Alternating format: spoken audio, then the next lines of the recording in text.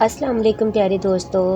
حضرت عمرو بن جموح رضی اللہ تعالیٰ عنہ کی زندگی کے حالات و واقعات۔ حضرت عمرو بن جموح رضی اللہ تعالیٰ عنہ کو زمانہ جاہلیت میں یثرب کا ایک عظیم رہنما مانا تھا۔ آپ قبیلہ بنو سلمہ کے سردار تھے اور آپ کا شمار اس وقت کے سخی اور بہادر لوگوں میں ہوتا تھا۔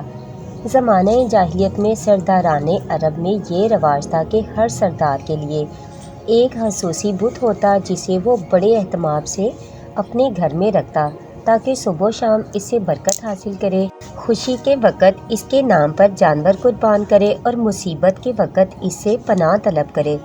حضرت عمرو بن جموح رضی اللہ تعالیٰ عنہ کے بت کا نام منات تھا اور اسے بڑی عمدہ لکڑی سے تیار کروایا گیا تھا۔ گھر میں اس کی بڑی نگہداشت کی جاتی اور انتہائی عقیدت کے ساتھ اسے اعلیٰ قسم کے عطریات لگائے جاتے۔ حضرت عمرو بن جموح رضی اللہ تعالیٰ عنہ کی عمر تقریباً 60 سال تھی جبکہ ایمان کی کرنیں یکے بعد دیگرے یثرب کے ہر گھر میں ضیاء پاشیاں کرنے لگیں۔ سب سے پہلے مبلغ اسلام حضرت مصعب بن عمیر رضی اللہ تعالیٰ عنہ کی انتھک کوشش اور تبلیغ سے حضرت عمرو بن جموح رضی اللہ تعالیٰ عنہ کے تینوں بیٹے معوذ، معاذ اور خلاد اور ان کے مخلص دوست حضرت معاذ بن جبل رضی اللہ تعالیٰ عنہ حلقہ اسلام میں داخل ہو گئے۔ اپنے بیٹوں سے متاثر ہو کر ان کی والدہ ماجدہ ہند میں بھی مسلمان ہو گئیں، لیکن حضرت عمرو بن جموح رضی اللہ تعالیٰ عنہ کو اس بات کا علم نہ ہو سکا کہ اس کے تمام افراد خانہ مسلمان ہو گئے ہیں۔ حضرت عمرو بن جموح رضی اللہ تعالیٰ عنہ کی اہلیہ ہند نے سوچا کہ اس وقت اہل یثرب کی اکثریت نے اسلام قبول کر لیا ہے۔ سرداران قریش میں سے ان کے خامند اور دیگر چند افراد کے علاوہ سبھی دائرہ اسلام میں داخل ہو چکے ہیں۔ بیوی کے دل میں بڑی شدت کے ساتھ یہ احساس پایا جاتا تھا کہ کہیں ان کا خامند حالت کفر میں ہی مر نہ جائے۔ ادھر حضرت عمرو بن جموح رضی اللہ تعالیٰ عنہ کو اندیشہ تھا کہ کہیں ان کے بیٹے اپنے آباء و اجداد کے دین کو چھوڑ کر مبلغ اسلام حضرت مصعب بن عمیر رضی اللہ تعالیٰ عنہ کی پیروی ہی نہ اختیار کر لیں، جنہوں نے تھوڑی ہی مدت میں بہت سے افراد کو اپنے آبائی دین سے منحرف کر کے دین محمد صلی اللہ علیہ وآلہ وسلم کا شیدائی بنا دیا تھا۔ انہوں نے اپنی بیوی سے کہا، ہند خبردار، خیال رکھنا کہ کہیں تیرے بیٹے مصعب بن عمیر کے چنگل میں نہ پھنس جائیں۔ پھر یوں ہوا کہ ہمیں اس شخص کے متعلق کچھ سوچنا ہی پڑے گا۔ بیوی نے عرض کی، آپ کا حکم سر آنکھوں پر، لیکن کیا آپ اپنے بیٹے معاذ سے وہ بات سننا پسند کریں گے جو وہ مصعب بن عمیر رضی اللہ تعالیٰ عنہ کے حوالے سے بیان کرتا ہے؟ انہوں نے کہا، بڑے افسوس کی بات ہے، کیا معاذ اپنے دین سے منحرف ہو چکا ہے اور مجھے اس کا علم بھی نہ ہو سکا۔ اس نیک خاتون نے جب اپنے خامند کے تیور دیکھے تو فوراً بولی، نہیں نہیں، بیٹا تو صرف مصعب بن عمیر کی کسی ایک مجلس میں شریک ہوا تھا۔ جو اس مجلس میں باتیں ہوئیں وہ اس نے زبانی یاد کر لیں تو اس نے کہا، اچھا بیٹے کو میرے پاس لاؤ۔ بیٹا جب سامنے آیا تو اسے کہنے لگے، مجھے بھی وہ کچھ سناؤ جو تم اس مجلس میں سن کر آئے ہو۔ تو بیٹے نے سورۃ فاتحہ کی تلاوت شروع کر دی۔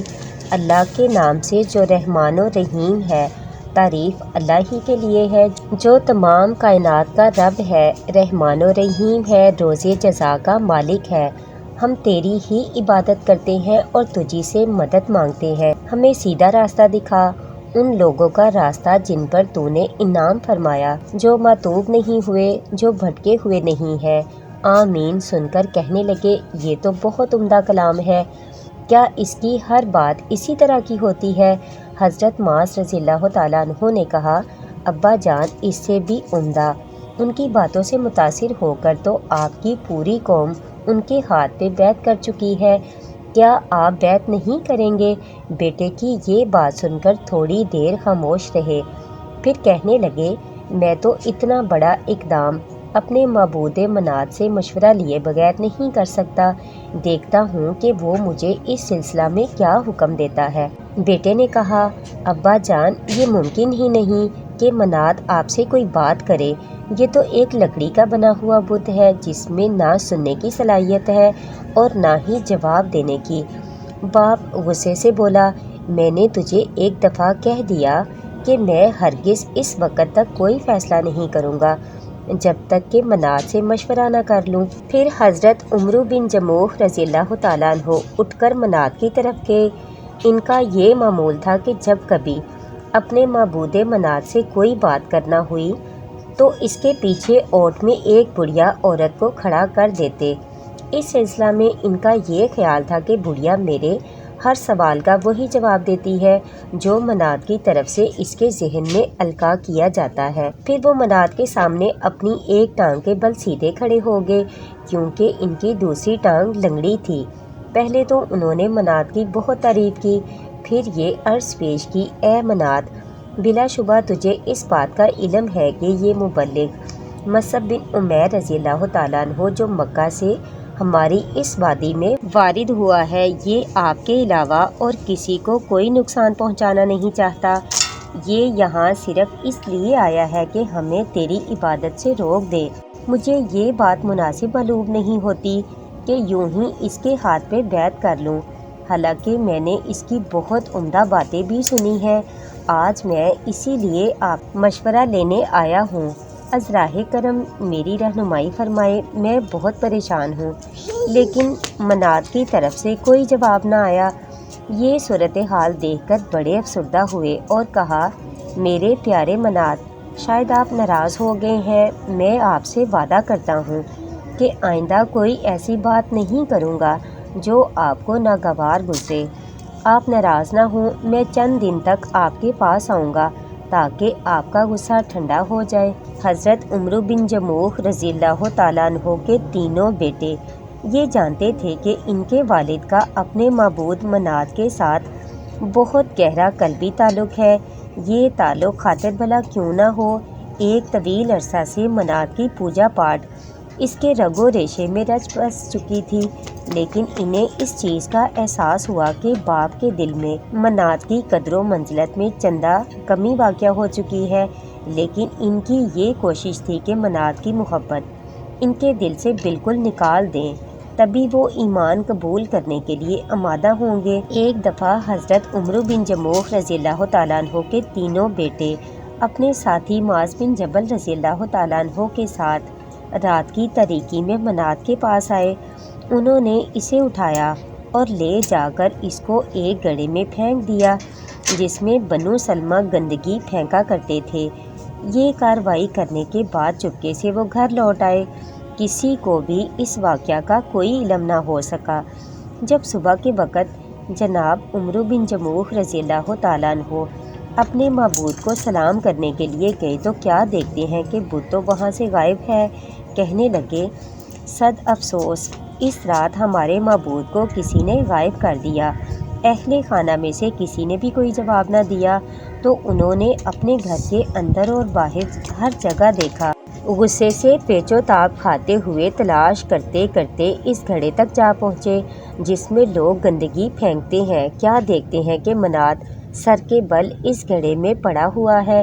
اسے باہر نکالا، دھویا، صاف کیا، اسے خوشبو لگائی اور وہاں سے اٹھا کر دوبارہ اپنے گھر لے جا کر اس کی جگہ پر کھڑا کر دیا اور اس سے مخاطب ہو کر کہنے لگے، خدا کی قسم، اگر مجھے اس شخص کا علم ہو جاتا جس نے تیرے ساتھ یہ سلوک کیا تو اسے آج بہت ذلیل و رسوا کرتا۔ جب دوسری رات ہوئی تو بیٹے بت کو چپکے سے اٹھا کر اسی گڑھے میں پھر پھینک آئے جس میں اسے پہلی رات پھینکا تھا۔ باپ نے صبح کے وقت دیکھا کہ اس کا معبود منات پھر غائب ہے۔ تلاش پسیار کے بعد انہیں پھر اسی گڑھے میں منہ کے بل پڑا ہوا وہاں ملا۔ وہاں سے اسے باہر نکالا، دھویا، صاف کیا اور اسے اٹھا کر گھر لے آئے اور دوبارہ اس کی جگہ پر لا کر کھڑا کر دیا۔ تینوں بیٹے روزانہ منات کے ساتھ یہی سلوک کرتے رہے۔ باپ اس صورتحال سے بے حد پریشان ہوا۔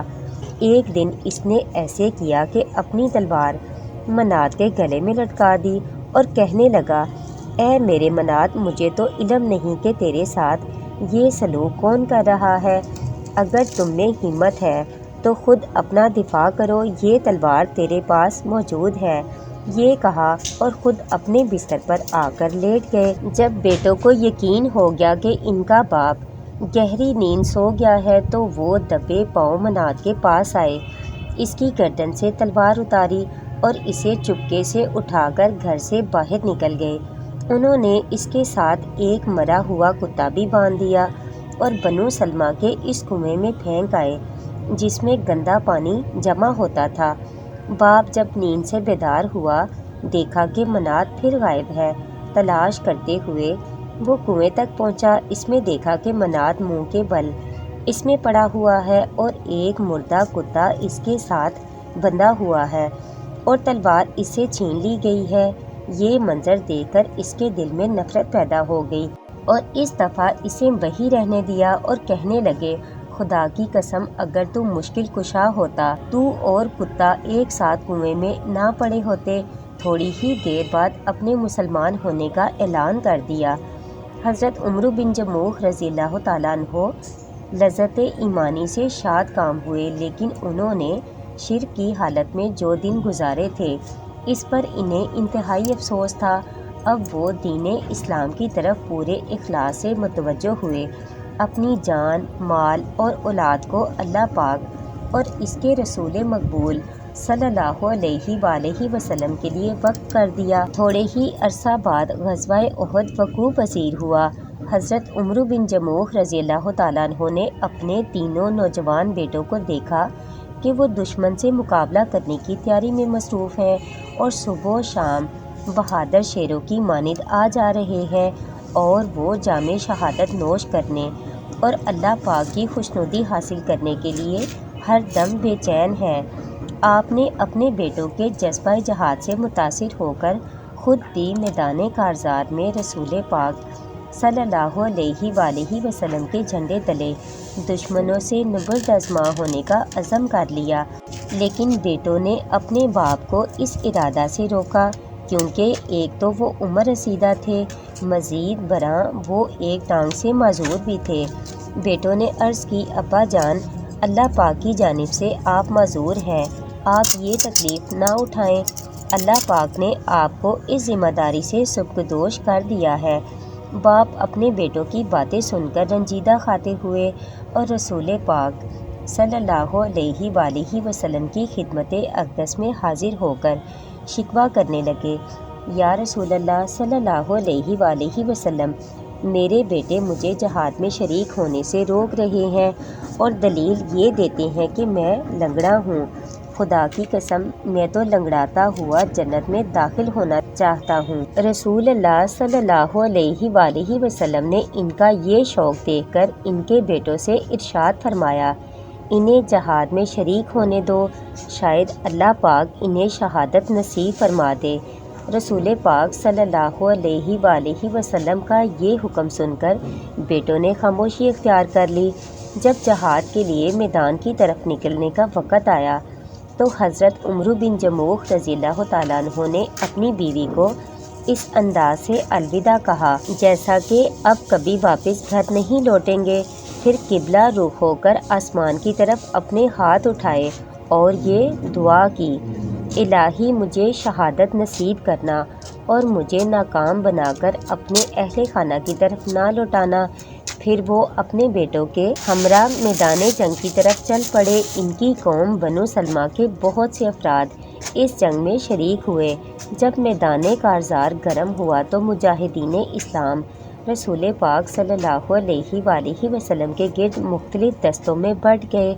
حضرت عمرو بن جموح رضی اللہ تعالیٰ عنہ کو دیکھا کہ وہ سب سے اگلے دستہ میں چلے جا رہے ہیں اور اپنی ایک ٹانگ کے سہارے چوکڑیاں بھرتے ہوئے تیزی سے آگے بڑھ رہے ہیں اور اپنی زبان مبارک سے یہ کہہ رہے ہیں، میں جنت کا مشتاق ہوں، میں جنت کا متلاشی ہوں، اور ان کے پیچھے ان کا بیٹا خلاد رضی اللہ تعالیٰ عنہ چلا آ رہا تھا۔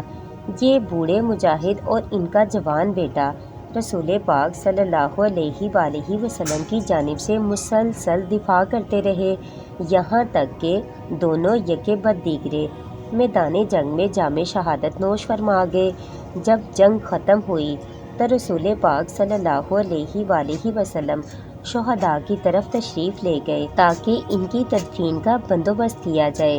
آپ صلی اللہ علیہ وآلہ وسلم نے صحابہ اکرام سے ارشاد فرمایا، شہداء اسلام کو خون اور زخموں کی حالت میں ہی رہنے دو، روز قیامت اللہ پاک کے حضور میں ان کی شہادت کی گواہی دوں گا۔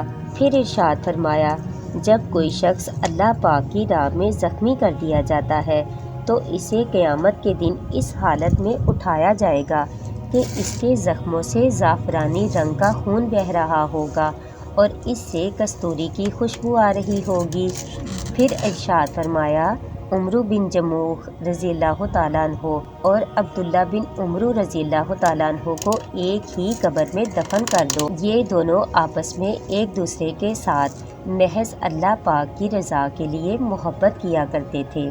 حضرت عمرو بن جموح رضی اللہ تعالیٰ عنہ اور ان کے ساتھی احد کے شہداء سے اللہ پاک راضی ہو گیا اور ان کی قبروں کو اپنی رحمت سے منور کر دیا۔